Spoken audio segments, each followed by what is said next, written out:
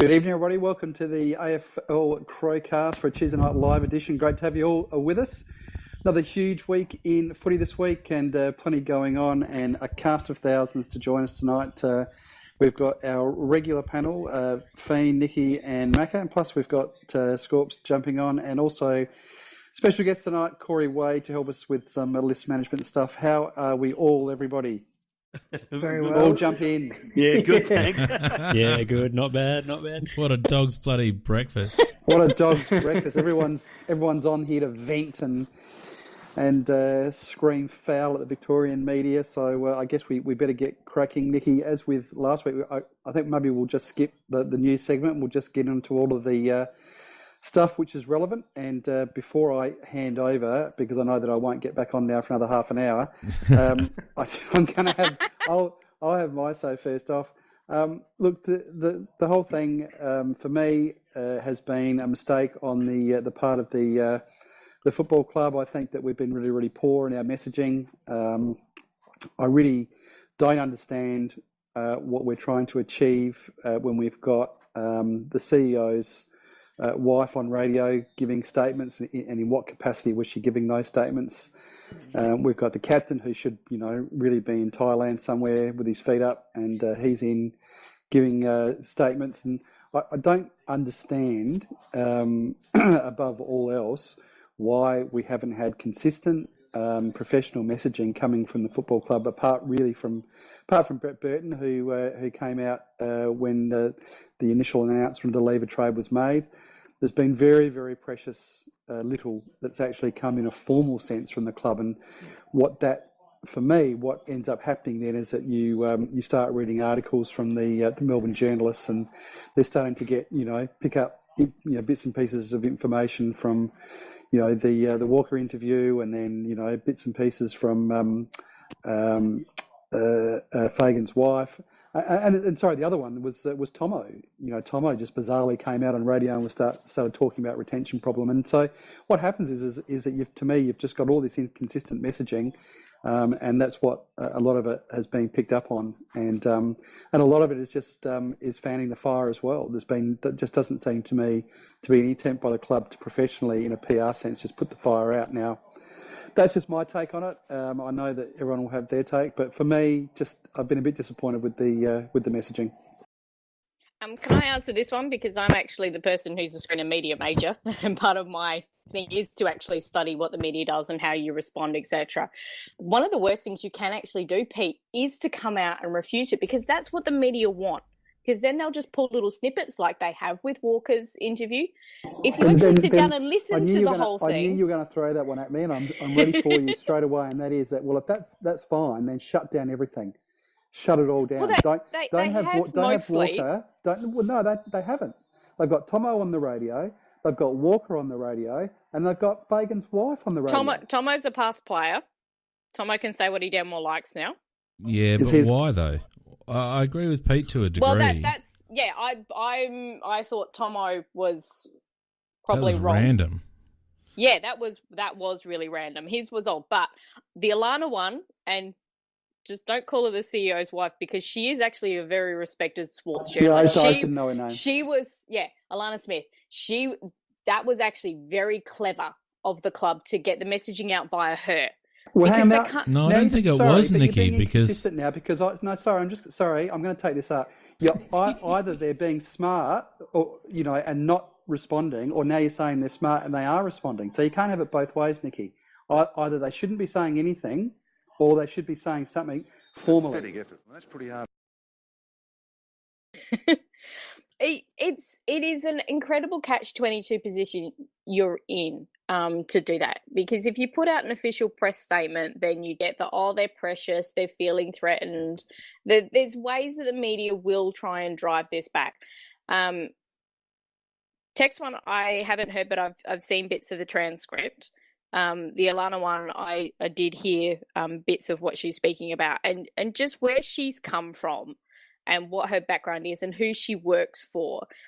It's very hard for them to refute back against her, because she's often employed by the same people that many of these others, except for Croc Media. What they've done, Nikki, they've simply ignored that, because it didn't come from a club source. I mean, yes, she's a sports journalist in her own right, and a successful one, as you say, but you can't have the Crow CEO's wife, which in terms of the club, that's her capacity, coming and making comments, because the Vic media have just ignored it. If it had come from Andrew, or if it had come from Birdman, she said it on the morning show on Triple M, because whose she's audience doing. Is who?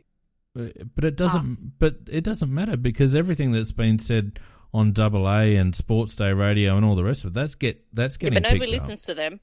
But it's getting picked up, Nikki. Triple M Footy retweeted Alana's comments, but it just didn't get picked up because it's not from a club source. If Fags had come out and said it, or Birdman, No, because what it does, the reason they didn't pick it up, Phoenix, is because it actually counters and proves that what they were pushing was incorrect. They don't want to admit that. They want to keep pushing their lies. They're very happy with that because it sells them and allowing money. It sells them ads and airtime in Victoria, where their money is. They don't give a shit about us. I get all of that, but what I'm saying to you is that they would have less chance of ignoring it if it had come from a club source, if it had come from Fagan or Birdman or someone like that. The fact that it's come from Alana allows them to ignore it because it's not from the football club. And that's what Except I guess she is actually a club employee as well. Yeah, but you understand what I'm saying. It's not from a spokesperson. It's from someone getting asked a question on breakfast radio. It should have come from someone like Rashudo. You know, He's on holidays. She made the point that she was there in an unofficial capacity. Yeah, and as PJ Crow's point set out, though, the club actually don't really care. Because how many of the regular people who support the club, etc., and that we're all claiming, oh, the messaging is poor and everything else, do they listen to Trade Radio? No. Do they follow all the Twitter accounts that we do? No. Are they on Big Footy? No. Oh, there's a ton of coverage about this. There's an absolute there is shit quite a bit ton of coverage. But really, This has got to the Australian now, and Rita Panahi wrote an article in the Herald Sun, and which was actually supportive. But that's they're mainstream columnists. They're not sports media. but who gives a shit really what they think, what they're saying in Victoria? Because I don't read them. Let's get down to the guts of it. Lever is pissing off after being here 3 years, and he's pissing off the money. So what Walker said was true. And, you know, and then so the old man who gets up there and he says some bullshit, and of course that becomes gospel. We ignore anything else that's said. Yeah, and the Victoria media, they jump aboard because they've got a chance to get stuck in Adelaide and whip the shit out of them. It won't matter what we say, they'll whip the shit out of us. So I think the attitude really should be just stuff them, just carry on. I don't disagree with that, Macca. I feel similar to you. That I guess where I agree with Pete is that it's very segmented messaging. You've got bits coming from Alana, you've got bits coming from Tex, you've got a little bit coming from Tomo, you got it's not a consistent line of this is what happened, you can all get fucked. It's just little bits and pieces which, as a consequence, the Victorian media and other outlets have been able to selectively quote to get the sensational headlines and the narrative that they want. Now, I'm of the view to a degree that who gives a shit about the Victorian media and all the rest of it. But by the same token, it wouldn't hurt the club just to come out and make a statement saying, A, he was invited to the he wasn't uninvited to the BNF. He actually advised the club he wasn't going to come. Secondly, the club's pissed off because he's nominated a club and he's been negotiating all year via a third party, and he chose to do a paid interview, discussing his decision. Now, they're all legitimate things that the club can be pissed off about, but the narrative is that the Crows are pissed off because he's leaving. Well, I don't think we necessarily are. I don't think we're happy that he's leaving, but I think what's actually pissed the club off is how he's gone about it, and that's been left by the wayside, and the club should have gone on the front foot and clarified their position, which would have then turned the spotlight and the focus back on Lever and left us alone to actually do what we want to fucking do. what you said is logical, but it won't happen, because if you take the truth of the situation is, you go back to last year with the Gibbs situation in Carlton. The media was all on the Victorian side, that when they whipped the shit out of us again because of the fact that they reckon we were acted out of order. Now, we're the ones that are always going to be acting out of order, even if we've only acted the same way the Victorian team has acted. And for example, this business about Tomo talking about players exodus. Port Adelaide got 4 players around seeking other clubs at the moment, and yet they're talking that it all started with bloody Treadray and Michelangelo Rucci and bloody Kane Corns, who've been using every opportunity to bash Adelaide in the last couple of weeks. And making incorrect statements. Victorian media's picked it up and they've built the shit out of us. I think the best thing we can do is just ignore it and move on. Yeah, I For me, agree, the and I fo- think the- as well, it's the trade period is only 2 weeks. It's the grand final wasn't that long ago, so we don't have to put up with this garbage for that much longer. And at the end of the day, come Thursday next week when the trade period's finished, I think that's the right day. Jake Lever will be at a different club. People will move on, and we just will have copped all this shit for a couple of weeks, and that's that. Corey, as a guest tonight, what do you think? What are your thoughts? Yeah, I think we're focusing on what we need to get done at the draft table and trade table over this period, and I think that's why we've been seen to sort of been sitting on our thumbs a little bit. But we're not painting ourselves in the brightest of lights, but I think anything we say moving forward in this period is going to be painted in the wrong way anyway. So we're damned if we do and we're damned if we don't. Correct. It's just all of the subjective picking of headlines and obviously focusing on the negatives, because Tex was singing Lever's praises in today's interview, and that's apart from Jimmy Bartell and Tristan Fernanda on Trade Radio, it was completely glossed over in the media. Like Tom Brown tonight on 7 News was interviewing Motlop, but it was all focused on the negatives that Tex Walker was saying in his interview. It's interesting too, Corey, that Bartell was quite balanced in his commentary regarding Tex's comments, and yet later he was obviously doing an interview on 3AW, and 3AW promoted it as Bartell bags the Crows. There is definitely an agenda being run by the media in general and the Victorian media in particular, and I think for the last couple of years they've had to bite their tongues because we've gone through so much with Bales and Walshy and all the rest of it. And I think this is kind of like the uncorking of the bottle for the Victorian media. Now they've got an opportunity to get back to their comfort zone, which is bagging Adelaide Football Club. Yeah, it doesn't matter what we say, Phoenix. It's just pointless saying anything. And I don't really think that Faye's missus should have bothered even going there and making her comment. I'd just say that, I wouldn't say anything. I'd just say the club's got no comment to make.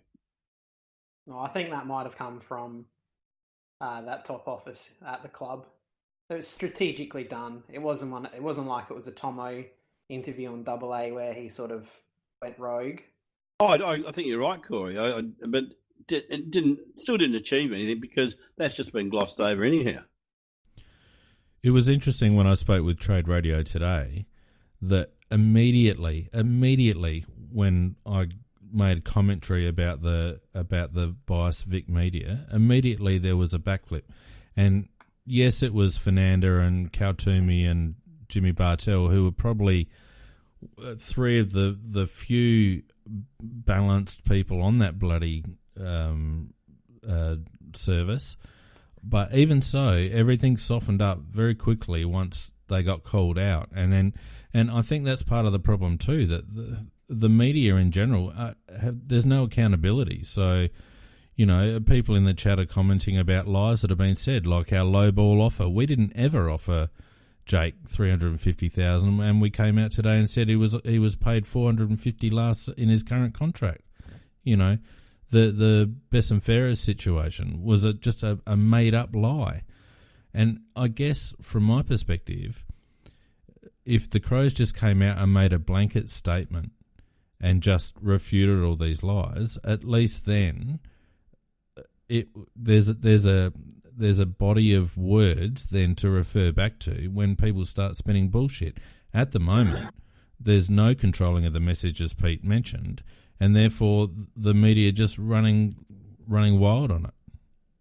Yeah, but there's very little trades action happening at the moment, and so that they're just filling up their bloody programs by bagging the shit out of us and not worrying about what is a truthful situation. They're more interested in what's a sensational situation. But once there's a few trades, it'll gradually die down. From my point of view, I wouldn't waste my bloody time with them. For me, and my thing, that what I've been thinking about, just listening to all this discussion, everything else, and BJ bloody just raised it on the chat too. This is really scary that he and I are seeming in bit sync tonight. Is that, because we're working on that lever deal with Melbourne, if we come out and say anything about it, etc., or talk about the lies that he's said and done, or his family said and done on his behalf, is that something that we think could possibly take away from us working towards what that we want from Melbourne? So we'll do it after? Yeah, an excellent point. It's best not to have any barneys about it at all publicly, and just get the deal done. And once the deal's done, you can say what you like. But I don't think we'll come out and say anything even after the deal's done. It'll probably be a thanks, Jake, for your time, and let's be it, because that's why we're not having a narrative at the moment out of the club, I think, because we are so focused on getting the deals done. We do have quite a number in the works, so there's no point in being caught up in coming into Etihad Stadium and wasting 10 minutes of time fielding, like flat batting the answers, because that's pointless and it's only adding fuel to the fire. Speaking of the deals and the trades, Corey, how do you see it? How do you see the development so far? And I know that there was something on, I think it was on 7 News tonight, about the potential of 12 being agreed for Charlie Cameron to go to Brisbane. So what's your read on where we're at and how we'll trade the picks? Yeah, it's really interesting. I was mentioning to Phoenix before everyone come on that there's talk that Collingwood are interested in Shaki now, so they're coming on board into a three-way trade. So take that as you will, but the first offer though, and it's a speculative one, is Aish and a future third or fourth round pick in exchange for Cameron. So That's terrible. Yeah, no, not Aish. Yeah, no. So I wouldn't be happy with that one. Is that rumour just because they see Aish is South Australian, he's the name, I think the Crows are interested, so they link it? Yeah, and that's it. Like we do have to look at homegrown talent, but there has to be the talent there. Like I'll cover a few names off after we've had a chat about the trades. But look, there is some kids there, but we're not going to be taking current system players because they are from South Australia. What about Maynard from Collingwood? He's pretty set, I think, at Collingwood. He's made that halfback, that running halfback spot his own, and Collingwood have rocks in their heads if they got rid of him. Scharenberg is one that could potentially work, but again, that injury history is a major worry. Are you suggesting, Corey, that this is for what? For Lever? No. This is for Cameron. Oh, yeah, because Collingwood are into Shaki. Okay, so you mean that Cameron's being part of a three-way deal, and that's right. Yeah. And Collingwood gives us some rubbish. Yeah, well, hopefully not rubbish. Well, they give us a pick and some rubbish. Yeah, well, pick 6 would be nice, and we give 16 back or 17 back or something like that. Because that definitely puts us in the show for Darcy Fogarty. Now, Jeff Walsh, Collingwood apparently knocked it on the head a little bit that they're interested in Shaki, but is that them just posturing for the time being? That's all it is in this first week. Yes. Yeah, at this stage, it's really it's like our "we got no interest in Gibbs" comment. If the possibility comes up, we'll have a big interest in Gibbs. I can't see it, Pete. Well, I did put up a a tweet over the last couple of days with what I think would probably be a fair deal, and I'd be keen to hear all your responses to it, is Melbourne giving up their 2017 first, being 10, and the 2018 first round pick, which could potentially be sort of anywhere from 10 to 16.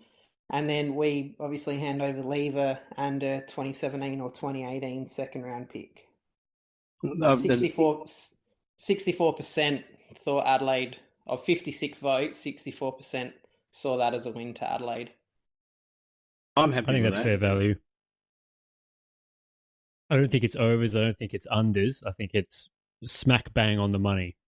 Yeah. Yeah, but for an uncontracted player, we're not going to get smack bang on the money. I'd be surprised if that eventuated. Yeah, no, that's just me spitballing.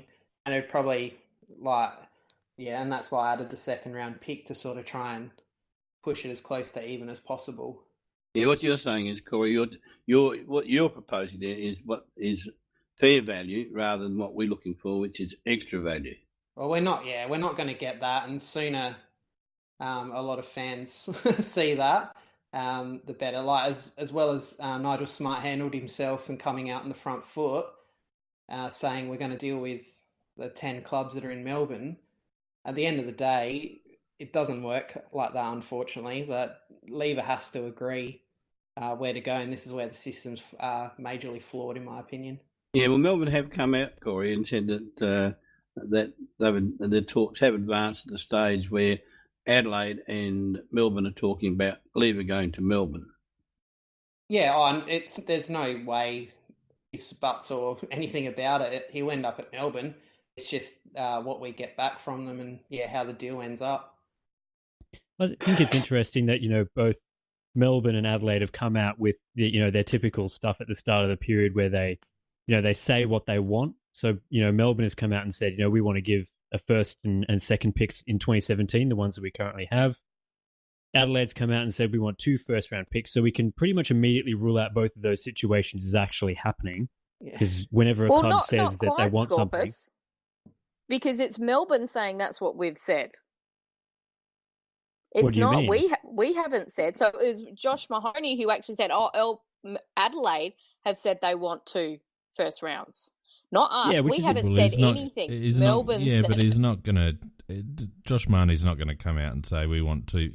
We've said we want 2 first. If that's not the case, that's Justin Reid levels of stupidity. Yeah, I agree with Felix. The clubs come out and they say these things. They're willing you to just know. $850. You just know that those deals aren't actually going to happen. It's going to be some middle ground in between the 2 first-round picks and the first and the second. And I could see it very easily being, an upgrade on that second to something more like what Melbourne might get for Jack Watts, maybe like an early second, maybe some swaps of some other picks. I reckon that's might where it end up. The one I was mentioning just previously, though, was as it was on Channel 7 tonight, and it was Theo the Drop, and he's usually pretty good with his info. And he's saying that as early as tomorrow, that Brisbane will just straight swap pick 12 for Cameron. Yeah, he did make that comment. I missed that, yeah. And to me, I would think that if we're going to trade Cameron pretty early, we must be pretty confident we're getting Motlop. The word was initially that we weren't happy enough with pick 12. I mean, personally, I think that's a start the car outcome. Pick 12, I'll take him up there myself. But that's way overs. Yeah, but the talk was that we were pushing for more. Overs. Oh, I think a first round is overs for Cameron, to be perfectly honest. But I'm not in contract. That's he's probably of our best 22. He's probably amongst the 3 or 4 most fringe best 22. Don't know whether that warrants a first rounder, even in contract. I reckon it definitely does, because if you think about it, just say we'd use a pick 14 or something like that, which is where we normally situated, something around that mark. If we use a pick 14 and we got Cameron and he was developing as he is now, I think we would do fairly well. Would you pick? And Cameron who's in up? charge of Brisbane? Good old David Noble, our nemesis Who at the was trade in table for Charles' years. ear. And he's been in Charlie's ear. He's been one of the big instigators about getting Charlie up there ever since he moved up there as well. Yes, but Noble's no idiot. He knows you'll have to pay. No, Noble does pay. We know that. And they want him. Yeah, they want him as well, like desperately. Phoenix, I think we will get 12. I'm not saying that we won't. I'm just saying that the scuttlebutt around was that we actually weren't satisfied with 12. Oh, okay. So, And- yeah. And my Which is personal ridiculous. Yeah, well, Yeah. it is ridiculous, but again, it's a negotiation. Based on the fact that he's a contracted player and a required player and blah blah blah, all that Gibbs rule stuff. But my personal view is that 12 is ridiculously overs for Cameron, and I'd be putting it in the suitcase pretty early on if I was Reid. Take it and run. Do you think there is any link between the Cameron and the Motlop situation? Who are you asking, Macca? There's about 600 of us here. Well, anybody that cares to answer. Well, I don't know whether there's a link per se, but I think that, yeah. I think I it's think part of the if- strategy. Yeah. If you work the strategy out, just say we don't have to give any draft picks to get Motlop. We obviously have to give him probably overs in terms of salary, but that's still probably a good situation compared to what's going to happen with draft picks, etc. And so we get him without any draft picks, and then he virtually becomes Charlie's replacement, and whatever we get for Charlie becomes plus in terms of either a drafting or a trading situation. So I would be very keen to see Motlop, because while he can be very inconsistent, so is Charlie. And Motlop flashes in and out of a game, and that's what Charlie does. And he's got pace, that's what Charlie's got. But Motlop did play 2 very good games in the finals, which is what Charlie does. Well, he plays higher up the ground, Macca. He applies no defensive pressure, and our biggest downfall over the last 2 seasons in crunch games has been losing contested ball. So how does Motlop contribute to that, to fixing that? I think he was reasonably good in that in terms of the final matches. Contested ball? Well, yeah, I can't answer your question because I haven't followed him that closely. I'm only just going by the matches I've seen him play. And you reckon he's got contested ball? Maybe he's fought with someone to get the ball out of the ball bag after a point, or maybe he's wrestled with someone in the crowd to get the ball back after it's gone out on the full. No, I accept you're probably right there, but he's very good at getting out on reading the play and flashing it and getting it on the ball. So We got a mountain of those dudes. I'm not happy with Motlop. I don't think. I think he's superfluous, and it's not addressing our needs. It's not making our best 22 better, in my opinion. I think he does. And, Look, this year, 19 these are averages: 19 disposals, 11 kicks, 8 handballs, 3 marks a game, a goal a game, 2.5 tackles a game, 3.5 inside 50s, and let's say 1 rebound 50. How many turnovers? Clangers 2.8. that's not bad stats. It's no different to Rory Atkins or a Brodie Smith or someone like. Look, our need, Macca, as we've seen in 2 key matches, has been inside grunt. We've got plenty of outside players that love getting on the outside with a bit of free run, but we don't have inside grunt, and he doesn't address that. The only bloke that I've heard mention is the bloke that you mentioned, Pete, Cunnington. Any more words on Cunnington? No, nothing at all. There was just a word that he was a target, but I haven't been able to get anything else. I get the feeling with each time North misses a target, though, and they lessen their need for currency, then it probably drops away a little bit because he is contracted. But if the reports are true that they've offered for Swallow from Gold Coast, then maybe they need some currency for that. But that will play out over the next couple of weeks, I guess. The other name in terms of midfield is Bryce Gibbs. Corey, any word on that? Look, yeah. So today I actually received a message that both clubs are in talks, and in principle, so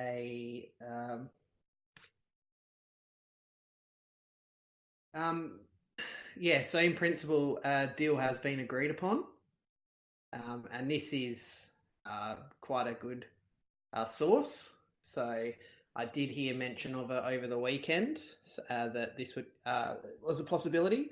So yeah, I wouldn't be thinking that Gibbs deal is unlikely to happen. Corey, make sure you're speaking to the mic, mate. Well, for me, I just wonder whether Wig might be involved in sending him to Carlton. Wig? Did you say Wig? The guy that has no value? Well, why is he still on our list? Because they're trying to offload him for like a 5th or 6th round pick, probably. We're trying to We'll send him to Carlton. We're taking a midfielder. Here's one. He's performed really well in the SANFL. He can be You've enjoyed our other players we've given you. He can be Adelaide's Dean Gore that we send to somebody. Oh, he's a Dean Gore, that's for sure. He's slightly better than Dean Gore. Dean Gore was a blunt butter knife. I think the key word there is slightly, isn't it, though? Yeah. I think there's a good chance that Wig gets delisted after trade period. Wig wasn't. Well, that was my other thing, was why is he on there? I think he's only on there as we're trying to foist him off on trade bait. Same with Cheney. I mean, I can't see him getting another contract. He's uncontracted, apparently, and hasn't been delisted yet. I would imagine he's in a very similar position. Would his salvation possibly be, though, with the fact that Smith's out for the year? No. I think we have enough players that have actually got some form of AFL experience that we don't need to play, Wig on the half-back flank. I think, we could move. I don't want to move McKay there because, he hasn't shown it's that good there. But I think, we've got Seedsman that we can push up there. I'd really want to see Miller there just for his for development purposes. I think he could get a lot out of playing there. Yeah, but I meant Cheney, not Wig. Oh, Cheney. Yeah, look, we have Kelly, who's been best 22 all year. We have Duday in the reserves ready to go. I don't see him getting a game again for us. The thing is, we've got 2 kids called Miles Paholke and Jordan Gallucci. Like both of those kids can run off a half-back flank. Both use both sides of their body extremely well. Paholke's already got an AFL size body about him. It's just his engine needs a little bit more. Yeah, another pre-season, I think. But Paholke could be actually interesting using him off the half-back flank. And just on Cheney, my mail is that he pretty much, he's all year, he hasn't been that interested in advancing his AFL career. He's actually been looking to his post-career. So I think he kind of saw the writing on the wall and there's not really a desire there from him. So I think the club might try and either send him back to Victoria if somebody wants him, or else he'll possibly be delisted as well. Just on the trading situation, the way it looks on paper at the moment is the fact is that Lever's obviously a departure, Cameron's a departure. It's possible we might get Motlop, and possible that we might get Gibbs, and question marks on both of those. And I'm very interested to hear what Corey said, because I wondered whether that type of thing was going to happen and whether that might happen. But does anybody know, or does anybody think of it that there's any other trades, a potential trade? Because I'd love to see some lightning pace come out of the centre. You said, Phoenix, about the contested ball. I think that the club didn't take Rockcliffe on the basis that they thought we had enough contested ball players in the centre, that we needed more. No, they just didn't like him. You were there, Macca. You were there. I'm talking about what their public statement was. Oh, well, yeah, but you and I both know that's not the case. They didn't like him. Yep. They know they didn't, and there were reasons for that. But but also they did make the point that we need more pace on the outside as well. So, but we've shown that that's not the case in 2 key finals, Macca. Yeah, but you've also those people that got pace on the outside fence. They've also got to be able to fight to get the bloody ball as well. And you're talking about Atkins and that he's got the pace on the outside, but he's very limp wristed in the finals. Don't disagree with you there.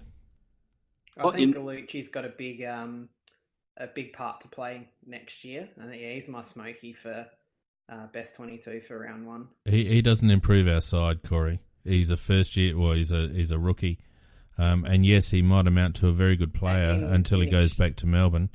But he will be a second or third rotation mid. Yeah, a la Charlie Cameron. Yep. If Mott, which is perfectly fine. We've seen Jake Kelly go from a nothing defender, or not a nothing defender. That's a bit harsh on him, but struggling to even get a game, to even get a look in, and now he's one of our best performed defenders all year. Oh, that was over 3 years worth of development, though. We're talking about Gucci, who's had 1 year in the system and 1 AFL game. Lever had 10 in the first year. And I think it's very rare that a first or second year player has a really significant impact. Unless you're talking about like a Clayton Oliver type, really top end draft pick. Which we just don't have. The impact that we're going to be getting from either our draft picks this year and players like Gallucci from last year is just not going to be what we need to elevate us to a position where we're winning grand finals. And I also think, Motlop as well is not that sort of player. Phoenix has already been talking about this, but he's not the player that's going to resolve our deficiencies either. And I just hope that there's some sort of. It doesn't even need to be like a really top tier, Adam Treloar type player, but just something in between the sort of Curtly Hampton, not getting a game at his other club and the really top tier players. Just someone like that can slot into the midfield and provide that bit of, just workhorse grunt type stuff that we need in these games. And it's not going to be a Motlop. It's got to be someone a bit more, inside. Yeah, I totally agree with you in terms of to get us to the stage where we've got the complete team. One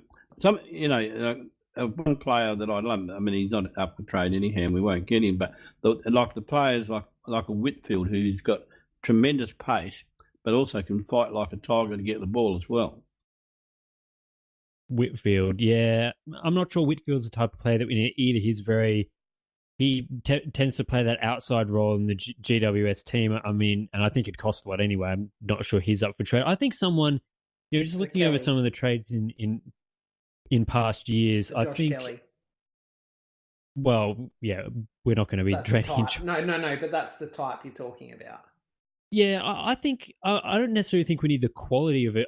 Well, it would be really nice to get the quality of a Josh Kelly, but it's obviously going to cost us way too much. I think. If there's like a Jack Steele type from last year who, he's been very serviceable as a second string midfielder with lots of development still left him at St Kilda this year. I just think if there's players like that are available, and it seems like, we've missed out on, players like Hopper and so forth. I think it's someone like that we could really slot into the team, not spend, loads and loads of top round picks on them, but would have a real impact on our midfield. But there's no sort of no mention of anybody, is there? So that's it.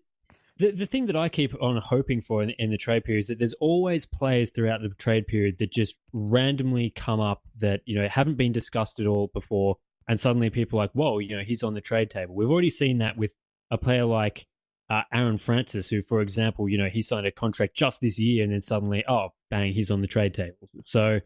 You never know what happens in these trade periods, and contracted players these days are up for grabs.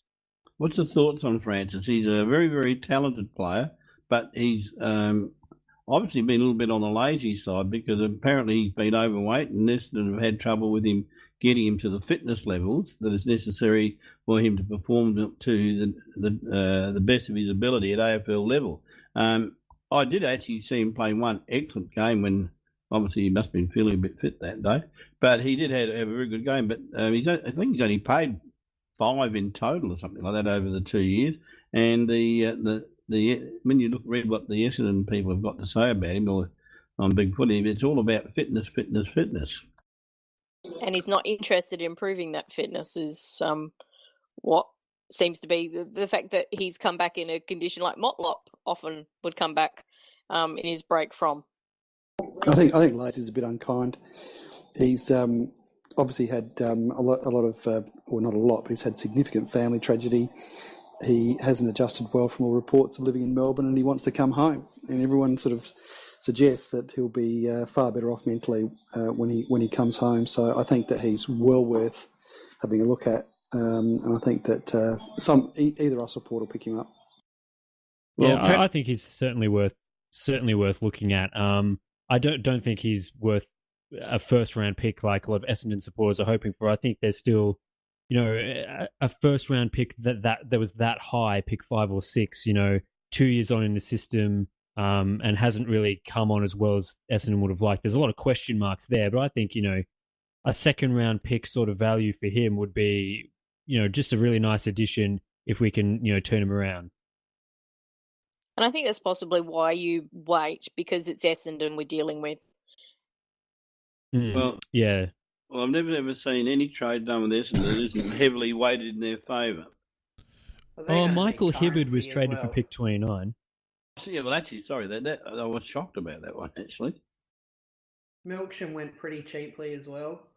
I think it was a pick in the 40s or 50s. I think the fact that they've 25. got 3 on the table is going to have an impact as well. The fact that they've got some heavy trading to do might just see the need to get Francis out to accommodate another pick. Spot on, Phoenix. Would you guys say we got a pick for Charlie Cameron that's 18, 19 sort of range, not the super good 12? Would you consider passing that on for Francis, or is that too much? I think it's too much, personally. Same. To me, we're a loser out of it because we've lost a player that can actually win a game, and we'll be gaining a player at this stage who can't hold his place at the AFL level. There aren't many examples, and I'd love to be wrong with Aaron because he was a great junior and has done it tough with his issues. But there aren't many examples in AFL land of players having a pretty average first couple of years and then turning it around and having a prolonged career. And I think for that reason alone, it's a late second for me. Yeah, I think both clubs, Port Adelaide and Adelaide, are expressing very little interest, and I think that's deliberate on their part. That, in the sense that rather than them wanting to chase him, it may well be that Essendon needing draft picks to achieve all the trades they're trying to do, may then will come to us trying to get a draft pick from us in exchange for Aaron. Well, the thing is too, Mako, what's he got? 1 more year left on his contract. He extended until the end of next year, I think. If he has another season like his first couple, he's a good chance to be delisted. And if one of the Adelaide clubs wanted to take a punt, he's far better value as a delisted rookie or delisted free agent on the rookie list or something than he is spending a first or second round draft pick. Yeah, I reckon Go ahead, Mako. And I was just going to virtually agree with Phoenix that maybe that is the strategy, but that all depends. But I think after 3 years, if a guy's not performing, then I don't think you'll ever get it out of him.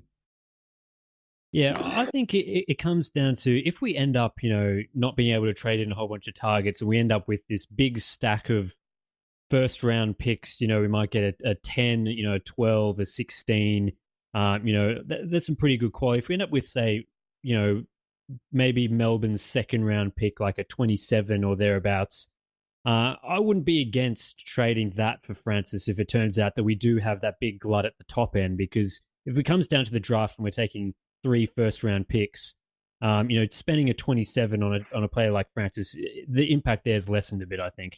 Well, I think if we end up going to the draft with a bunch of high-end picks, Scorpus,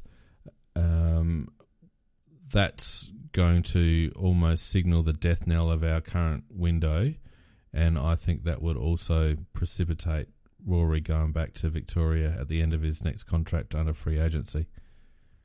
Oh, I agree. Yeah, I think it's it's it would be critical. a shit move, but It's you never know critical what's that we happening. trade. If we don't trade, if we end up with a bunch of first rounders, as good as they may be, if we don't improve our list this trade period, our squad is in a world of pain.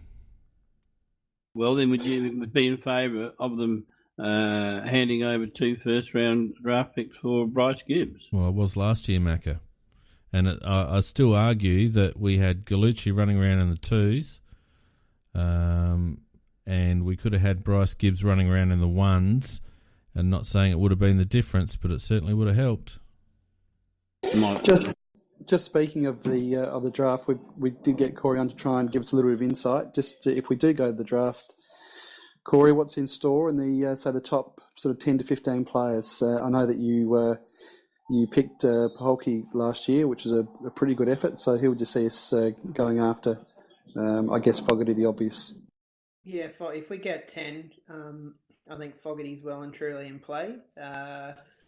Outside of that, I dub my boy each year, and this year I've got Hunter Clark from the Stingrays. So started off the year sort of running as a halfback flanker, but he's really pushed into the midfield more this year, and he's become an above average inside mid. He's using the ball well. He's got the confidence to take the game on. Stands 186 centimetres and 79 kilos. So he's still got a little bit of size to put on, but he's got speed. He breaks lines. Yeah, like I said, he uses the ball on both sides of the body. He's very strong aerially as well. So he's one that I'm really looking forward to seeing. Obviously, watching his career in general, but if it was for the Crows, Vic Country Boy, obviously that helps a lot as well, because we want to steer clear of Vic Metro this year and moving forward. Outside of Fogarty from South Australia, there's obviously few and far between this year. We're likely to get Jackson Edwards as our father's son. He's fallen away quite a bit this year as well. I think it's more that a lot of names have really jumped up the rankings rather than him sort of falling down the rankings. He did have a quiet championships, but he really picked it up in the back half of the year, playing some senior footy for Glenelg, and obviously that'll hold him in good stead going into next year. Just quickly, I was going to just quickly say, Fogarty, is there any chance to play A grade next year, or will he need a couple of years? He's 192 centimetres and 92 kilos. The knock on him at the moment is his position's not known. So through the championships, or in his underage year, he played at centre half forward and really dominated, because obviously he's a man child.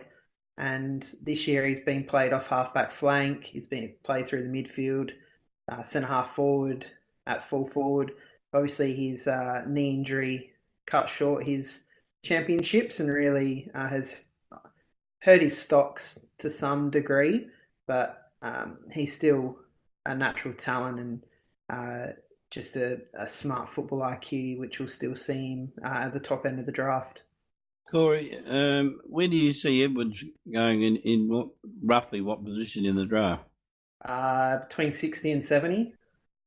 Oh, That's a massive drop, isn't it, from being a late first round pick touted? Yeah, I've got him at 65 at the moment. That is a big drop. Yeah. He's a little vanilla. He's just that. He's a very smart footballer. He makes great decisions. Typical left footer that has no right foot. He's strong over the ball, can win his own ball. So he plays that inside-outside mid very well. He's more of an outside mid, but obviously not scared to put his head over the ball. And do you think he'll develop into a good footballer? In the right system, and I think our system's going to be the best for him. We'll definitely get the best out of his football. Will he be that 300 game star like his dad? We want to fall in love with the romance of it all to see it happen. But he'll be a serviceable footballer, that's for sure. Get you that sort of 20 to 25 possessions a game and probably average a goal. But will the middle brother be more like his father? Because that seems to be the consensus that he's possibly the one with the better talent. Yes, most definitely. Yeah, that's how I'm looking at it at the moment. I think that's how a lot of draft watchers are seeing it as well. But And we've got 2 years until we see him. Yeah, I got to ask you, how old is Middle Edwards? Yeah, so he was in the 16s this year, top end 16s. Right. Yeah, so he'll be underage next year, and then 2019 will be his draft year. Well, the advantage there is because one of the things we were concerned about was going into this draft and trading period was if we do a bit of back and forth, we would then have to get draft picks, possibly we would need for points for Jackson Edwards. But the fact that he slid quite a lot means, we don't have to worry about anybody bidding on him. It all depends on who bids on him, though, because someone might see something and think, if we bid on him in sort of a third round, the Crows might not match. So, like, he's got a lot to work with. So he's got a good base. It's just, the development. So the team that picks him will have a lot of work to do to get him up to sort of being that. Not elite. He's not. I don't think see him as an elite AFL player, but he's going to be more than a serviceable player. That's for sure. Just for curiosity, whatever happened to Connor McLeod? He played 3 or 4 games for the Eagles this year in the 18s. And yeah, not much happened there. Played a lot of soccer when he was younger. Yeah. Yeah, he was more interested in soccer. I think because from memory, I think Andrew had a little bit to do with Woodville West Torrens this year. So Connor went out and played a few games where needed. You don't think that there'll be another McLeod in the AFL? Well, it won't be Connor. Okay. Yeah. No, one that I want next year, and I'd love for us to sort of finish last in this respect, is to get Jack Lukosius from Woodville West Torrens. He's an unbelievable footballer. He kicked 4 goals, 2 in the prelim. Yeah, where do you see him going? You see him going in the draft? He's probably a top 4 though, isn't he? Oh, he'll be top 5 next year easily. It's going to be a stacked draft, like top 5 next year. Played cricket with his old man, and if he's built anything like his old man, he'll be a man bloody mountain. Yeah. If we can't get any decent trades going, would it make sense to try and package up 2 first-round draft picks to try and get a low draft pick like that to get hold of him? No, we still need the kids coming through, and there's a lot of value around. People are writing it off as a shallow draft, and it falls away from sort of the mid to late 20s. But there's guys like Matthew Ling, Toby Wooler, James Warple, who will offer a lot of value for sides later in the draft. So Jordan Houlihan from Sturt, he's one that has speed to burn. You'd be aware of him, wouldn't you, Phoenix? Or the name? A little bit. Yeah. So he's one to really keep an eye on. Charlie Ballard as well. He grew 15 centimetres this year. So he's standing 195 centimetres, 81 kilos for a midfielder.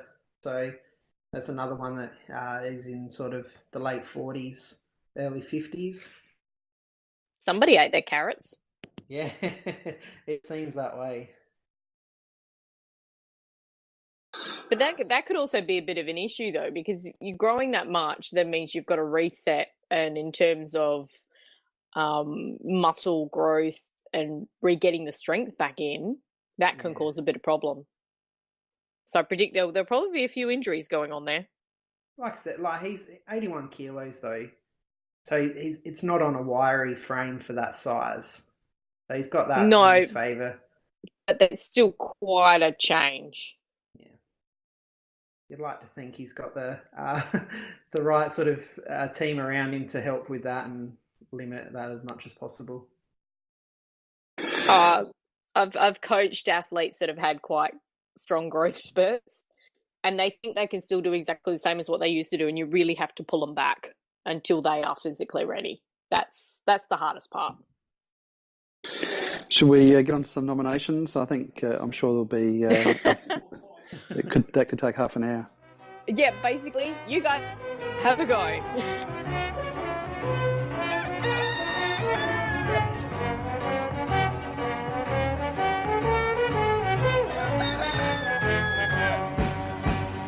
Underground, overground, wumbling free. Oh, I kind of want to start a nomination with the Vice Chancellor of my university who went on 891 and just absolutely ballsed up his interview and all the shit that's happening at my university. But I think there's some really fun ones that are going to come out, I suspect, from you guys. I mean, I was just going to go with Lever and the Lever family and just all the ridiculous stuff they've been doing all week, but seems that there's been some interesting comments made by the Vic media. Well, I reckon there's a mountain of worthy nominations this week. I'll throw one forward, and we'll start off with bloody Mark Williams, Choco, and who said that we are not a genuine football club. Port Adelaide is a genuine football club. We're a manufactured football club, and it doesn't matter how you polish it or try to shine. In other words, he's virtually calling us a turd. He said there'll never be a proper football club. Well, I'll tell you something, Choco. Every football club started somewhere, including your effing bloody Port Adelaide. They are a manufactured football club too, because they didn't exist once and somebody created them, so they were manufactured as well. You're a bloody idiot. I know one guy listening at the moment. You forgot something there, Macca. He called us plastic. And he didn't actually mention GWS, who he loves and thinks is his great football club. I'm sorry, if anybody's a plastic football club, it's that Orange Menace, not us. Well, I was going to add, you've got Fremantle and you've got GWS and you've got Gold Coast and even Brisbane is to some degree. West Coast, yep. So he forgot Port Adelaide, established in 1997. That was a nice year. So, Choco, you are an effing moron. You've never been bright. You've always been a bloody idiot, and you've just proven it once more. So do we then move on to other Port Adelaide idiots in terms of Kane Corns, who likes to keep repeating rumours that are completely unfounded? This guy is a straight-up dickhead. Like, can he just fuck off? Like, how has he gotten media accreditation after his career? Like, he's just suddenly appeared and then, spouting the biggest load of bullshit with no credibility. He is a fucking moron. You're being a bit polite, but media. He has no hesitation to tell lies.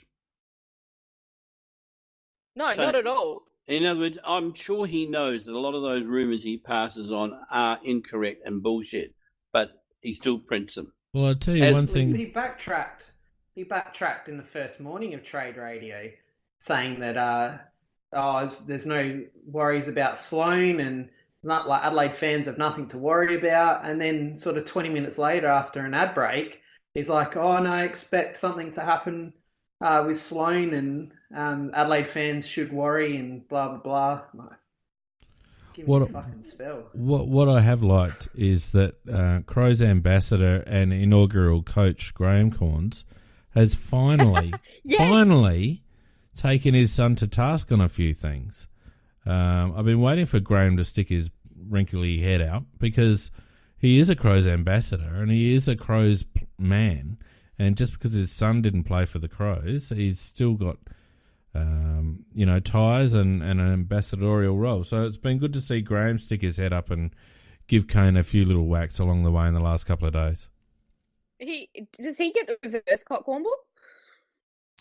Yeah, well, do maybe. We have one? We just give him a pat on the back. He's just doing what he should have done bloody halfway through the season. Like seriously, Kane has really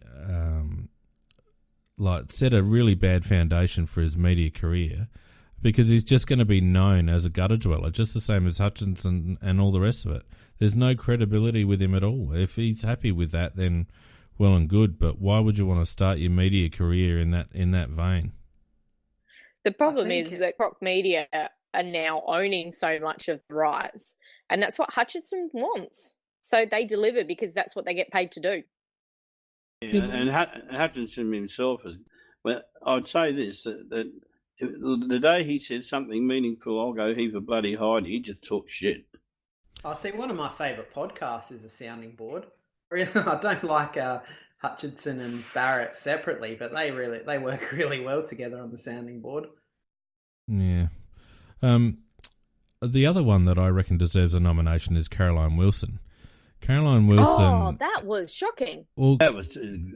yeah, Caro has gone full feral on the Crows, and after essentially being our mouthpiece for the last 12 months in terms of the media and any sort of information that we want to feed out, and after being so complimentary of the culture of our club and the way we've conducted ourselves, on the back of a bunch of misinformation and bullshit that we've already talked about with regards to Lever, she's now questioning the culture of the club and saying that we're a club of defective character.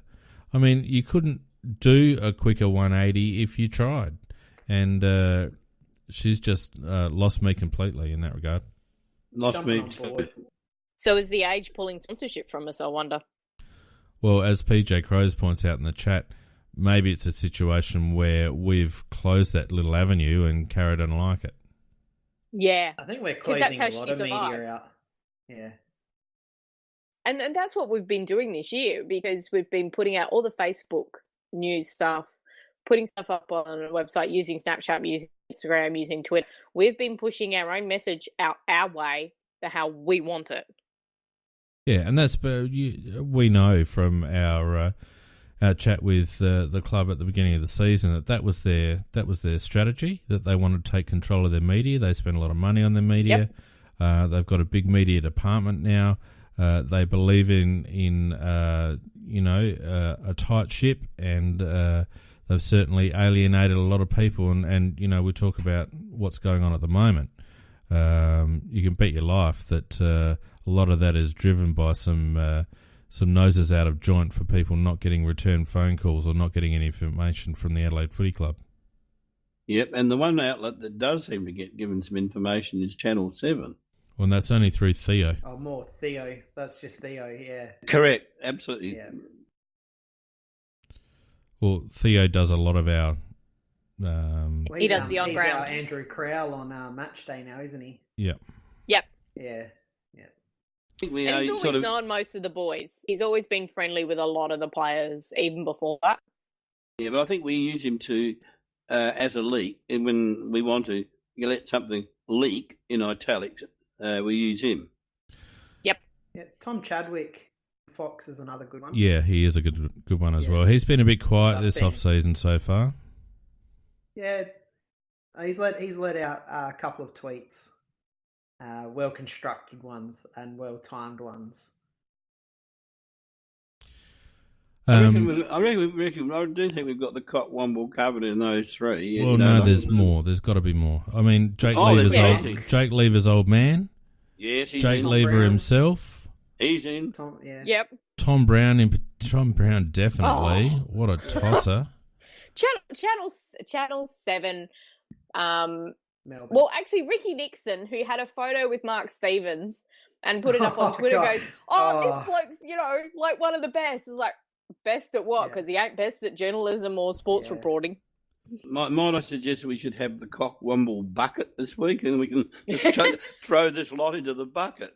Well, on We need Twitter, to throw in- there was the Trade Whisperer and the Trade Shout, or the AFL Shouter, and Trade Whisperer outed himself that he didn't have any leaks because he was going, it's really quiet at Etihad today. That's because nobody's there, dipshit. All those I'm Twitter accounts quickly, filled with shit. Totally filled with shit. Who would have thought, Scorpus, hey? Yeah, I Fake know. It's Twitter really account. surprising. Quickly throw. Who did you want to So chuck in, mate? Yeah, I'm going to Me. throw in the Socceroos at the moment.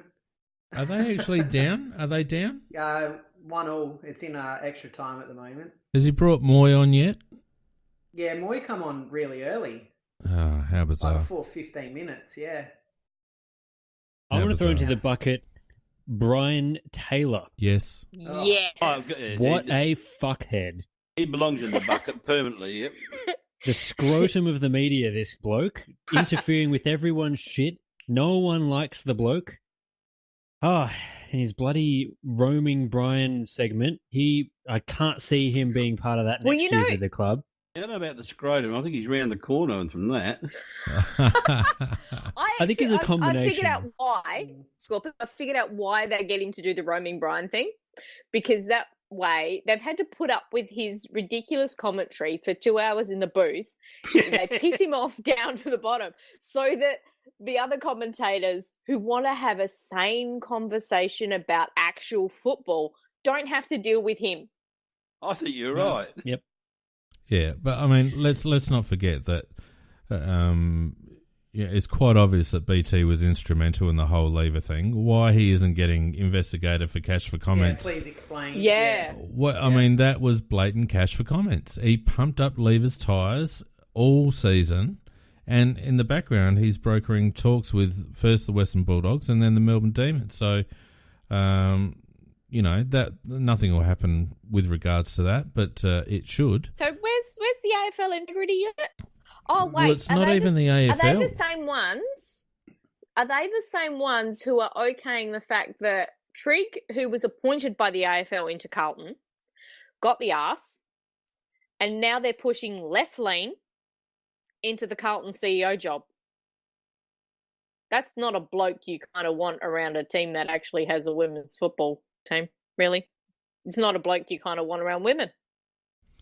I'm surprised that Lethlean didn't do what what's his name that used to be associated with St Kilda did and change codes. He's obviously got skills in administration, but I wouldn't have thought he would have been welcomed back into the AFL sphere. I'm quite surprised that Carlton, as you rightly point out, Nikki, with the women's team, I'm quite surprised that he's been touted for another job. But Are that's you also surprised, though? Are you actually because surprised? I'm not surprised that the AFL got their fingers in the pie at appointing who's in charge of Carlton. I mean, when you say you're surprised, there's about 3 or 4 clubs after him. Yeah, and someone writes on the chat, the whole thing is stacked and corrupt. PJ Crosey's gone crazy tonight. I think he needs a stiff drink, good shoulder rub. But it's dead set right. And I think, as a general comment, maybe we need to realise, and apologies to Scorpus, who is a Victorian, but or lives in Victoria, but we have to accept that we're playing in a Victorian competition, and maybe it's about time that as a club we decided to be the bad boys. Someone posted up somewhere today on Big Footy the story of the New England Patriots. And I thought it was very appropriate because as successful as they've been, every bloody one hates them. And I hate them. I wouldn't mind the Adelaide Crows becoming the Pats of the AFL if it ends up being that we get as much success as they have. That's a very good point. They're a very, very successful club. Anyway, an hour and 10. We've done the Cockwomble. Who won it? I don't even know whether we can call a winner, can we? I don't think we can this week. There's just too many of the dipshits. Yeah, throw them in the bucket. Throw them all in. Yeah. This is a big bucket. Just a bulk combo, Cockwomble winner. So it's the Cockwomble bathtub, let's just call it everyone that's hanging shit on the bloody Adelaide Football Club at the moment. All right, it's probably time to wind up.